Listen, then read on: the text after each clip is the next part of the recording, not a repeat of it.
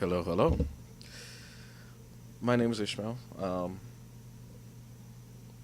We need to talk. We need to talk about Nintendo.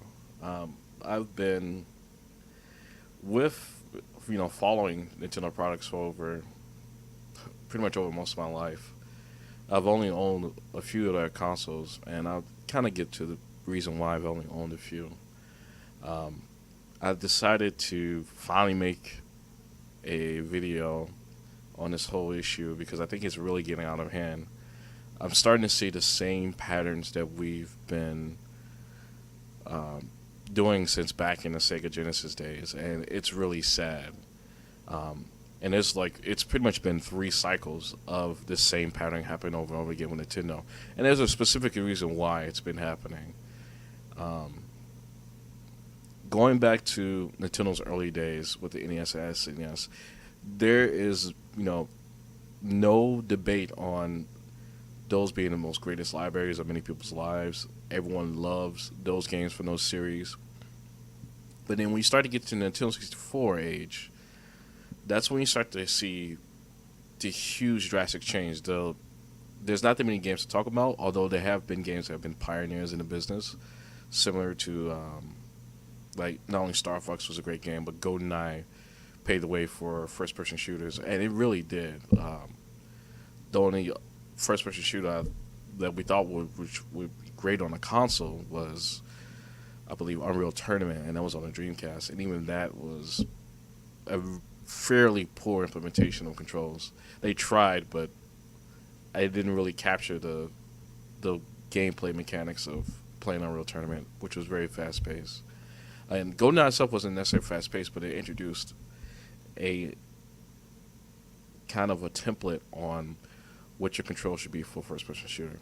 But to get away from that, at the time when the Nintendo 64 was released, it sold so well that they were in short supply, and it sold so well because the game that came out on Nintendo 64 was Super Mario 64. The game was super impressive. It addressed a very important issue that the PlayStation 1 could not address, was a standard for camera controls. And when people saw how fluid the game played and not having to struggle with a 3D platform, everyone was just, I need Nintendo 64. I need Nintendo 64 for Mario 64. I received Nintendo 64, and I enjoyed Super Mario 64 for so long, that once it got to, I guess, about 3 or 4 months down, I was like, well, what's next? There were a few games here and there that I could rent from Blockbuster, but it wasn't up until Star Fox that was the next game I actually owned. And if there was no Blockbuster back in the day, there's no telling. Like, I would have probably shelved the 64 for some text-based mud that was on the PC at the time, because that had more in-depth gameplay than some of the games that come out on 64. A lot of people, I know there are a lot of people out there that remember Quest 64, and Quest 64 I thought would be a very compelling RPG game, but it was actually the most frustrating and infuriating RPG for me at the time. Now, I'm not necessarily that old. I'm only 28. So at the time when Quest 64 came out, I believe it was sometime, I think in junior high, and it just didn't really feel like an RPG to me. My impression of RPG was Final Fantasy 1, Final Fantasy 7.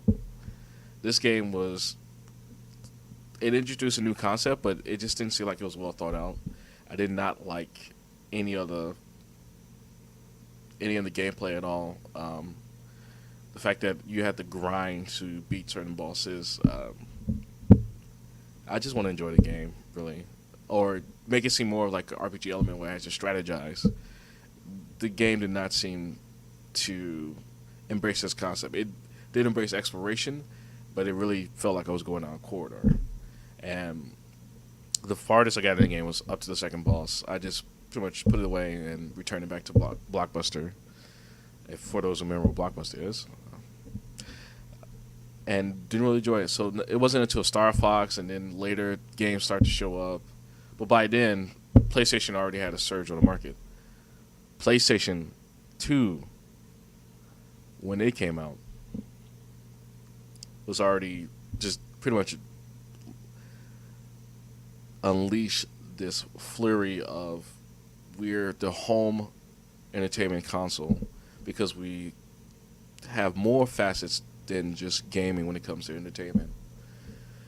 When PlayStation 2 came out and the GameCube was pretty much about to make its debut, I was hoping that the GameCube would support playing DVDs because I figured that at the time it was pretty much normal to play DVDs. But once again, GameCube couldn't provide something that I wanted, and I never picked up the GameCube. I kept spending money on building up my PC. Pretty much any allowance I got, anytime during the holidays, I just built up my PC. And ironically, with the time when I built my PC, StarCraft was a very popular game around that time. So I spend most of my time playing StarCraft rather than dealing with a GameCube. Now, every once in a while, I'll play GameCube with my friends. They had great party games, and I'm sure there are plenty of people out there say, "Well, why didn't you buy a GameCube for Super Smash Brothers Melee? You love Super Smash Brothers on Nintendo 64." So yes, I did, but they're party games. You still play them with friends. At the time, I couldn't really play professionally because there was no scene to get into to play Smash on a much higher level.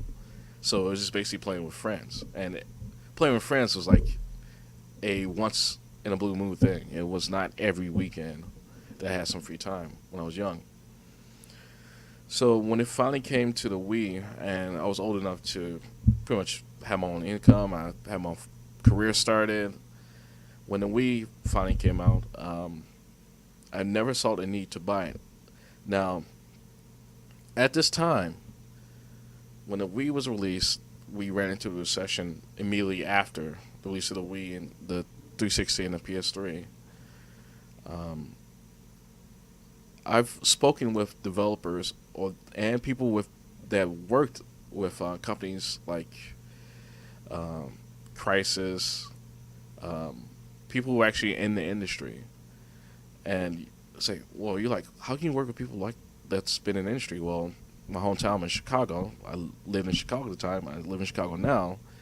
So I'm going to be speaking to people that have gotten fired from EA, people that have worked with NetherRealm before they became NetherRealm, which was Midway, and executives. Well, I spoke to one executive that was at least in charge of a similar business or was trying to get into the game developing business. I spent at dinner with this guy, and it wasn't a fancy dinner. It was basically a meetup for video game developers, and he happened to show up. And it was like there were people showing up that were actually trying to look for people to hire. Now, this is 2005, before EA dropped the bomb on Chicago itself. I may not get the dates right. You can always double check me, but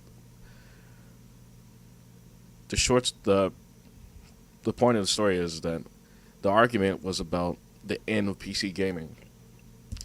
He stated that why would anyone get into PC gaming when it's a very high cost of entry? I counterpointed with, well, you have more control and you have more customization. And the reason why this argument was valid at the time is that Crysis was a very expensive game to get into. So this led me to believe that, consoles were the thing. But yet when the Wii had a very successful launch and a very successful buy, resurging the casual market, this destroyed his argument that you needed the top of the line video in order to get into any type of gaming or to have a successful company in gaming. So the Wii did successfully well. I still did not end up buying a Wii, even though it was fairly cheap and I could easily afford one. I actually ended up getting a PS3. You know why? Because the PS3 catered to my needs. The Wii did great for those who wanted to pick up and go, but it was the same issue with the GameCube and the Nintendo 64. There are some hardcore games on GameCube, but they also it suffered the same fate as SNES and NES. Japanese do not like to release their hardcore games in our market. In the PAL and NTSC markets in the West, they for some reason don't transcribe games to the English language. It costs money to do so. It makes sense. You don't know what the market is. You don't want to run a marketing campaign for a game that may not be successful. You always want to run something that's tried and true. So by the time that the Wii U came around, Nintendo was in this hole of software companies willing to produce for their system. They needed to cater to the hardcore gamer market. And I'm saying hardcore in air quotes right now because there's no hardcore gaming. People just want to play a game. If it's cool to them, they want to play that game. They just want to play with their family, they want to play this game. Well, the Wii U already capitalized on family-based games. But it's not a big seller for your product if your product being sold, your hardware, if no one else is, if you're not capturing any new markets, you're pretty much buying into the same market. Now with the Wii U, the issue that they're running into is that since their biggest customer base is casual players, even the casual players are confused on what the next console is. They can't tell the difference between Wii and Wii U, and this is really Nintendo's fault. They're not doing a hard press marketing strategy with the Wii U. You see a few commercials here and there, but it's not as if you lived during the Nintendo and Super Nintendo days. If you lived and experienced Nintendo's marketing strategy back in those days, it was intense because the competition was intense. But now, since the competition is even much harder than they expected, and they're being shot at indirectly from other platforms that are not your typical gaming platforms, they're not necessarily thinking that, well, we're selling this many units, we just need to get developers on that platform. Well, now the issue is that why bother developing for your platform when you charge us developers licensing fees? And I'm referring to us developers, not necessarily myself. I do programming, but I'm new to developing. But us developers, as in all these huge third-party developers, why bother making money, trying to help you make money, and we're trying to make money through your platform when you're at high risk for getting into this type of market. We saw the same trend back with the Sega Genesis, and I hate to say it, but we saw the same trend back with the Sega Genesis, where the company made marketing mistakes. They had great technology, but no one could utilize it, and the software library started to falter. Like, there could be other factors that led to Sega's downfall, like pulling out of the hardware division entirely. It had to be done because units were just not selling. They made the same mistake Nintendo made, but Nintendo was able to get away with it. I'm surprised that Nintendo made it out of GameCube without making some huge, significant change. Nintendo, basically, the same thing should have had happened to Nintendo, but Nintendo got lucky because at the time, a recession, they were the lead platform to go to because of pricing point, and historically during recession people look more towards entertainment. When the Dreamcast fell, there wasn't as strong enough recession. You did have the dot-com bubble, but the recession was as did not have much of an impact as the recession back in 2007, 2008, where people could no longer afford very expensive products, luxurious products as they seem, like the PlayStation 3. And I thought that probably would have been in Sony, but Sony is a conglomerate. They can survive a lot of hard impacts, more so than Nintendo. Nintendo's not a conglomerate, and Sega wasn't a conglomerate at the time. So why did I bring up the Sega Dreamcast? It's a very good system. Everyone should be developing for it. It's as close as you were going to get to arcades that was dying at the time as well. and they had a very good marketing strategy in the beginning of the whole 80s 90s resurgence of video gaming. Nintendo is going down the same path by limiting their scope while trying to reach out to other developers. But they're also boosting up a different division that's not necessarily. I mean, they're also spending a lot of resources into boost up a different division that's not your typical thing you would expect from this company. That's what Sega did. They improved their development the software development portion because they had to sell their system, and they were left with their software development portion. Sega is now a publisher more so than they are a hardware producer, and Nintendo is actually a great mobile developer, but they're a terrible console company. My belief is that Nintendo will eventually do the same thing as Sega. They may shed their console division because it's more profitable to go into their division that is doing very fairly well, and they have more support on that platform. Why would they invest more time into something that's barely picking up support? The dev kits for the Wii U have been out for a very long time. The Wii U looked very promising at E3. So did the Dreamcast. And I'm not saying that they're going to end up in the same fate, but if you don't make that marketing push, like strong marketing push, if you don't try to get developers on your system, when you turn away developers, you're going to have to cut off your system. Unless you want to lose more money on it, if you can, go right ahead. But the investors are not going to like that. They're going to suggest that Nintendo should focus more on their mobile division because it's doing extremely well. They capitalize in the mobile division market. They don't have the units because Android has the units. Well, you're saying, I bet someone's out there who's listening to this saying, well, I can't believe that. Android phones can't compete with mobile gaming like Nintendo has, and they can't compete with console gaming. You realize that the time I said that I knew about the GameCube and the Wii, do you have any idea how huge of a gap that is in between systems? When Nintendo came out, it was Nintendo and then Super Nintendo in the 90s, so Nintendo in the 80s. So yeah, it was an understandable gap because technology did not progress that well. But the technology to make video games has progressed tremendously, so a system release can be expected within 3 to 5 years. And it's actually my upgrade cycle for a computer. So it makes sense that you release something in 5 years.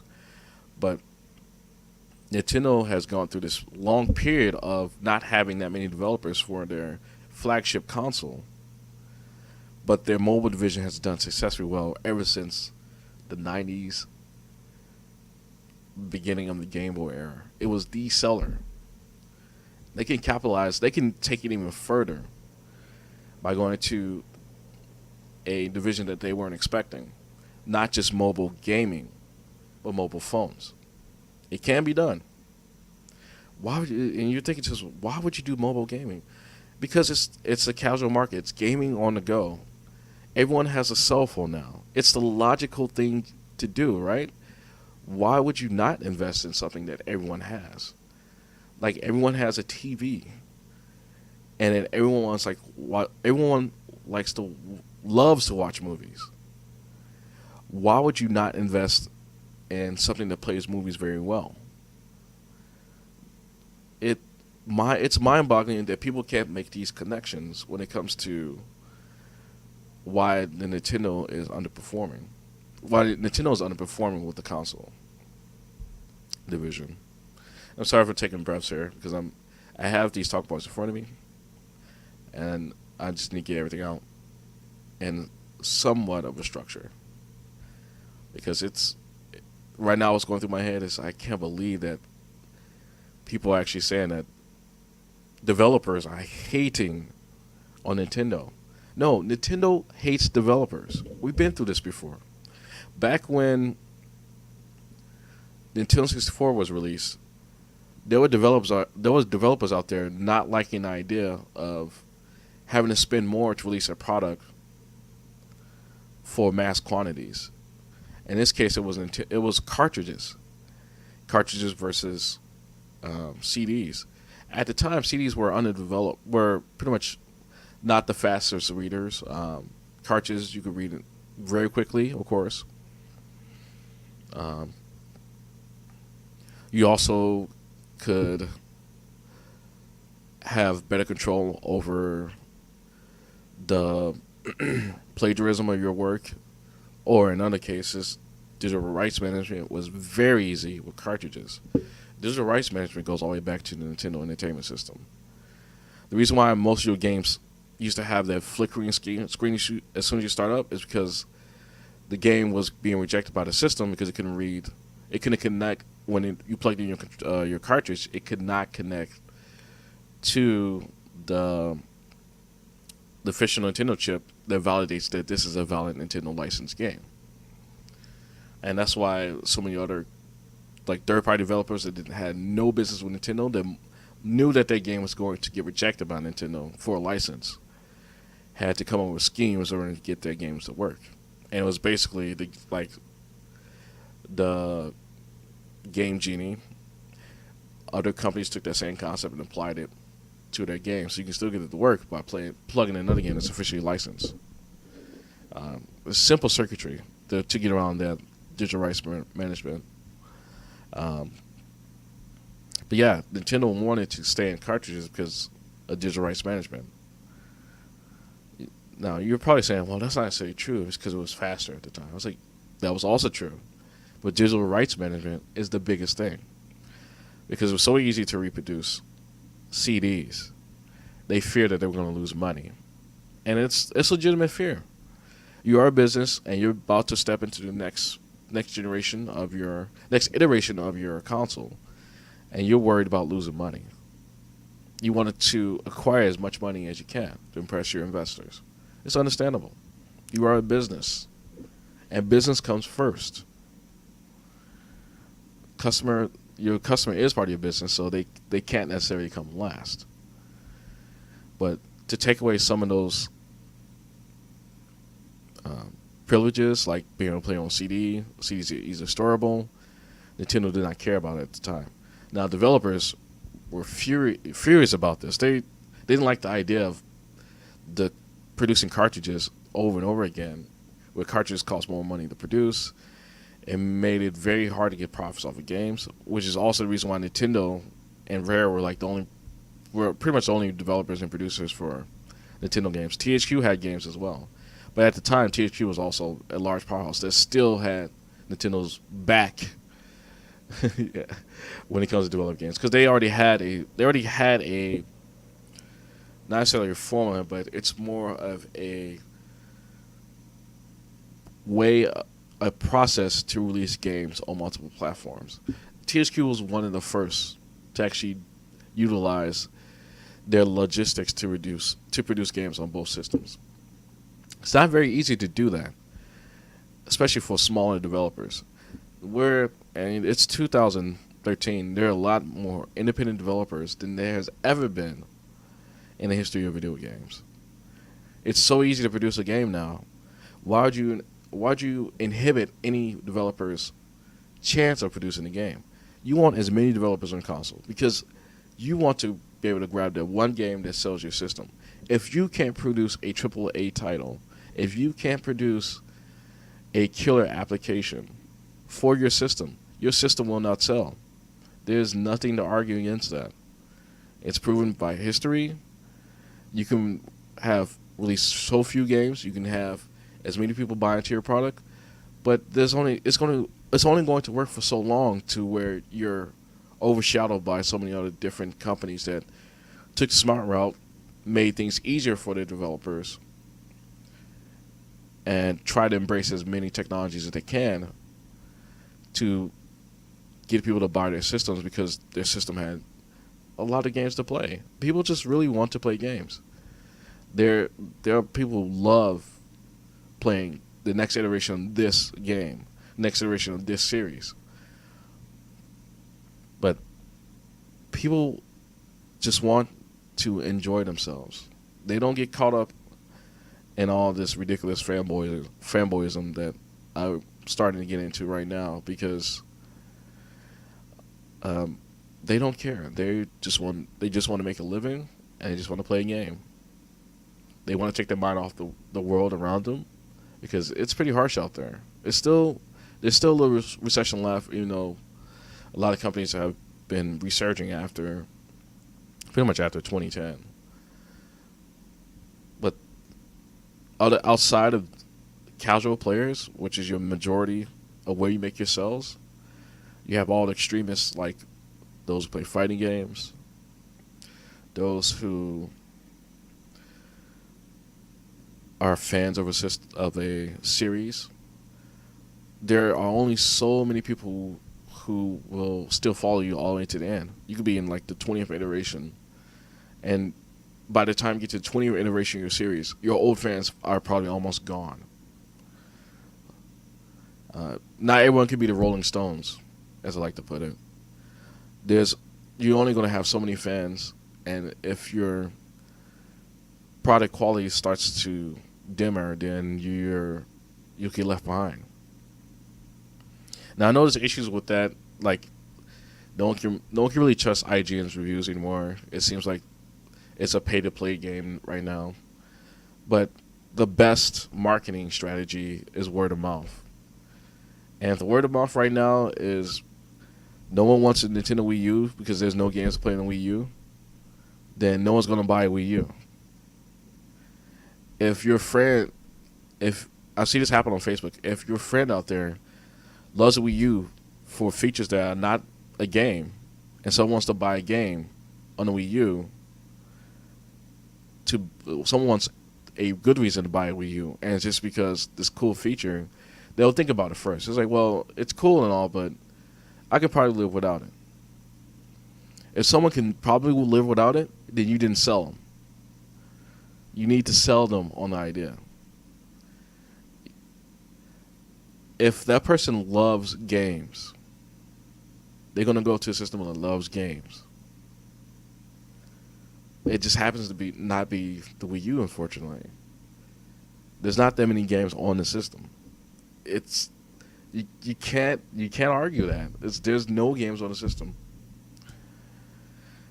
Well, one thing about the Wii U that really needs to be addressed is going back to this fanboyism mantra of, well, the Wii U is a little bit late in release. It's a good thing it has HD graphics. And now we can say, well, now people should start coming on board because the Wii U has better graphics or has the potential for better graphics. That's great. Where is the game that actually shows that? This goes back to Nintendo 64 and the GameCube. You need a killer application. Nintendo 64 was lucky enough to have one. The GameCube didn't have one. Not until late into its history. The Wii had a killer application, but it wasn't based on graphics. So it was never about graphics in the first place. It was about the gameplay. Everyone loved Wii Sports because it was playing the game in a different way that anyone could just pick up and play. That was the killer application. The killer application reintroduced the casual player to gaming. It's like we've gone from a simple controller with the NES to a more advanced controller with Super NES to an even more complex controller with the GameCube and the Nintendo 64 back to a simple controller with the Wii. It's like we come full circle on these advanced mechanisms, and Nintendo knows how to make controllers. That's why everyone copies them. That is a fact. But see, Nintendo doesn't know anything about maintaining their developer relations. They're terrible at this. So when during the E3 press conference when the Wii U was introduced, When you say you want to go out to third-party developers and you want the hardcore gamers back. Well, hardcore gamers love to play games, and this is the one thing they cannot address right now. It's a situation they made worse. They didn't turn their backs on EA. They have an issue with EA. EA won't necessarily deal with their licensing structure. So that's something that could have been fixed. That's something that they could have fixed on the business end. That has nothing to do with the hardware of the system. All of the Wii U's faults have nothing to do with its hardware, which is a shame. If you think about it, it has nothing to do with the hardware. To be in a strong library, to be in a situation to have a strong library, it has nothing to do with the Wii U system. If you think about it, with just this year alone, it could play just about every single game out there. Although there are some disadvantages, you can get around that. People still play the games, but the problem that you're running into is that people already bought those games on other systems. It's like, well, where did Nintendo go wrong? They released too early. They should have came out with a system that you could not get. They should have came out with a system that you can't get on other systems. Well, sorry about that. Let me rephrase that. They should have came out with a system that you cannot get games like that on other systems, including the PC. But it would have been a very expensive business to deal with that, because hardware costs will be ridiculous. You're gambling at that point. You don't want to pull a THQ, right? But see, this gets into the problem back in 2005. The other part of that, the good chat I had with that fellow, is that he mentioned that developers didn't want to take the risk.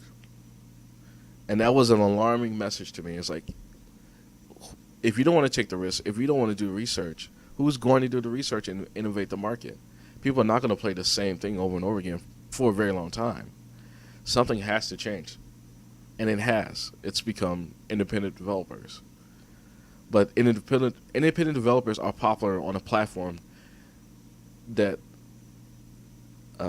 is very common now, which is the Android market, the iOS, and even the Xbox 360 has a way to embrace the independent developers that they just recently had to pretty much no longer support. But there's still a way to get their games on the Xbox 360. It's going to be all up to what they're going to do for the new iteration of Xbox, Xbox 720 or whatever it's going to be called. Still waiting for that press conference. But independent developers develop on systems that are not your standard console systems, like they used to do back in the day. But there's so many now. Back in the day, there were not that many independent developers, not even close to what it is today. But the ones that have been willing to take the risk have been independent developers. It is what it is. I mean, EA doesn't want to take a risk, so it makes a next iteration of Madden, next iteration of FIFA. To make improvements, slight improvements. Those are always, money sellers, because everyone's going to want to play a sports game. Everyone loves to play a first-person shooter. They're going to be the same iteration, but better. But it's nothing innovative. People are tired of playing the same games. I'm not speaking for them. They speak with their wallets. They have spoken with their wallets for a very long time. It's the reason why Minecraft sold so well, because it was something completely innovative. It was about creation and freedom. Grand Theft Auto was successful because it was about freedom. So now Minecraft does the same thing with the ability to reshape your world. Not that many producers out there for games would actually willing to make that type of risk, because it's very expensive in venture. And I'm not talking about just necessarily just monetary value. It's also a time investment. Minecraft was being developed for so many years, and it was a lot of feedback from customers. It was just back and forth feedback between those who were willing to buy into the beta at the time, and those just love the game so much that they end up getting a following. Who would ever thought that there would be a Minecraft convention? How ridiculous is that? Just from an independent developer. So, to get my point in, is that it took innovation to really change the gaming market. And now you want to take where the innovation is, you want to be a part of it, not fight against it. You want your platform to be easy to develop for, not make it harder for others. You don't, as a company CEO, you don't want to see any third-party developer say, it's been sitting on our shelves, it's been collecting dust. That's terrible from your point of view. That means you have no developer relations. A lot of console makers have developer relations. Hell, Nintendo has one. But it's been the best developer relations has been on their 3DS platform. Go figure. They got it right with the 3DS. How come they can't get it right with the Wii U? Well, they're trying. They're trying. They're not going to sit back like Sega did and just give up and run their product into the ground. That's a great thing. So it's not doom and gloom for Nintendo. But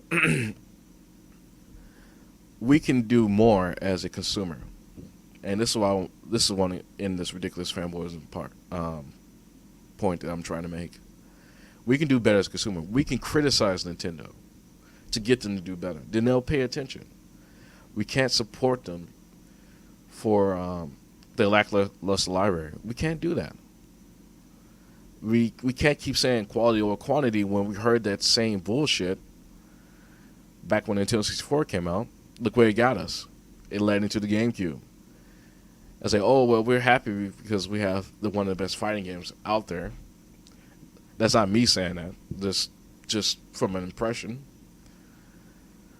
But look at the Wii. The Wii was catering to casual gamers, but it had a very lackluster library for anything else.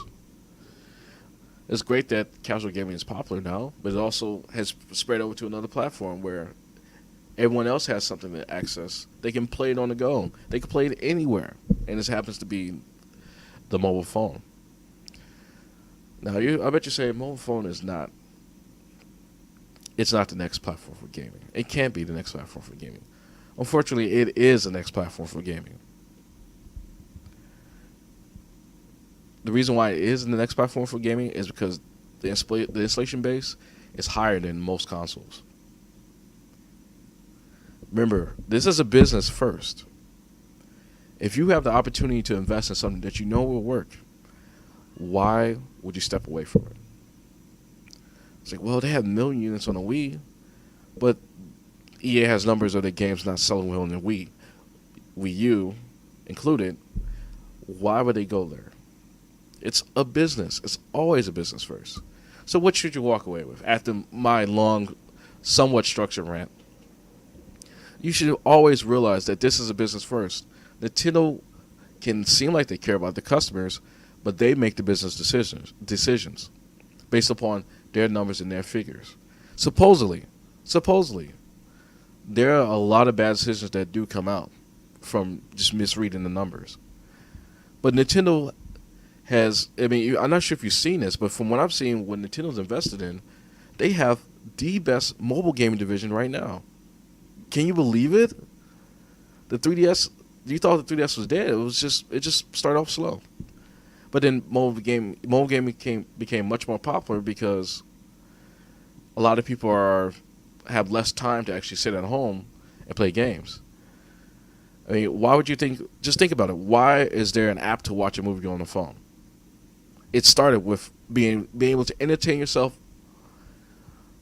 anywhere. First, it started at the TV, being able to entertain yourself at home without going to the theater. Now you can entertain yourself on the train instead of reading. Reading is a form of entertainment too, and that's also the reason why the Kindles became popular. People didn't like carrying books around with them all the time. I mean, for me to read several books, I would have to be carrying with them in my backpack. It could be like a 2-hour trip. I'm not going to sit there and carry like $4 or $5 with me. That's ridiculous. Why not just carry it on one device? People love accessibility and they want to be entertained. Why would you take that away from them? Just think about that. Whenever we make their argument about mobile gaming, whenever we make their argument about people hating on Nintendo, just remember, it's a business. The business wants to address the consumers. They see the numbers. They have the market data. You don't. They're going to make the decision. Now, I may be wrong about mobile gaming being the future. I may be wrong about Nintendo going full force to the 3DS and get rid of the Wii U. But we have to wait to see that happen. And you can deny this shit all you want to.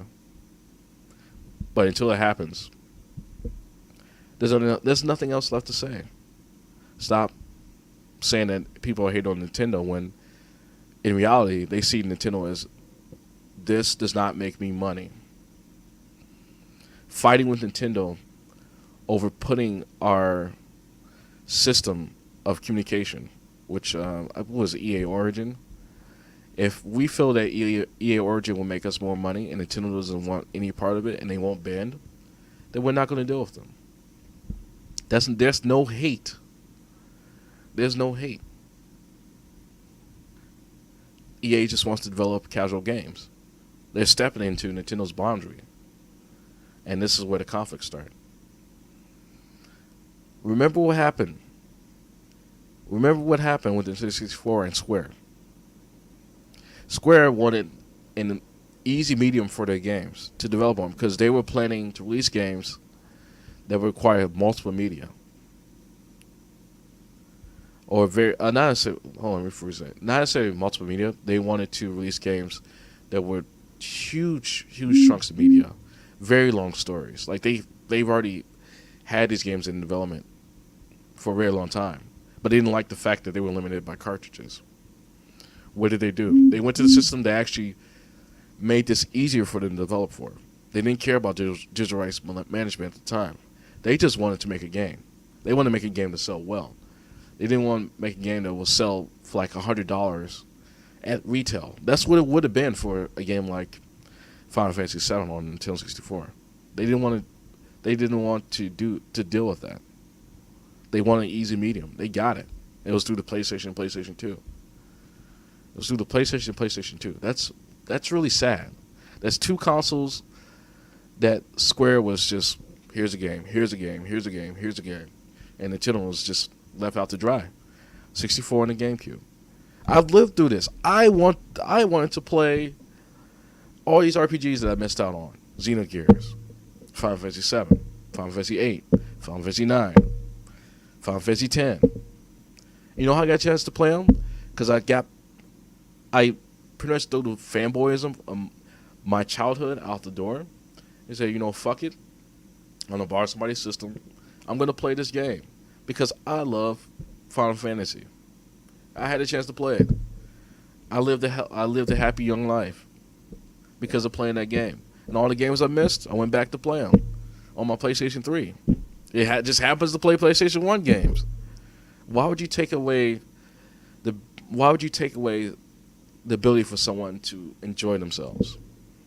Now, I know it's a lot of people who think that Nintendo's just being hated on. They seem to also be in the same category as that.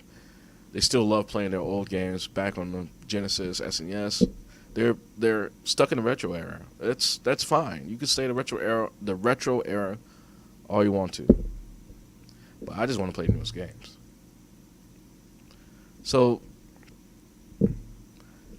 and at the latest game, like as soon as Final Fantasy comes out with a hot game on Android, that is a day one buy.